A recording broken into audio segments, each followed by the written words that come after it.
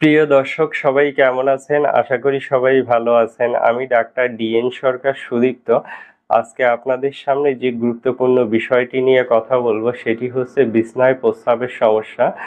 যে সকল শিশুদের বিছনায় প্রস্রাব হয় এবং যাদের প্রস্রাব ধারণ ক্ষমতা একেবারেই নেই বা বৃদ্ধদের যদি বিছনায় প্রস্রাব হয় সেক্ষেত্রে একটি গুরুত্বপূর্ণ হোমিও মেডিসিনের নাম বলবো।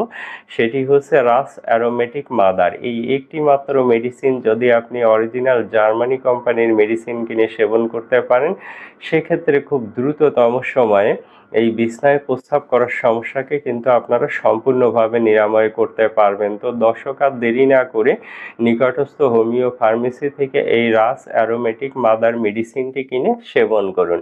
আর মেডিসিনটি সেবনের নিয়ম অত্যন্ত সোজা। আপনারা চা কাপের হাফ কাপ পানিতে 10 ফোঁটা মেডিসিন মিশিয়ে নেবেন। খাবার 1 ঘন্টা পরে দিনে 3 বার খাবেন।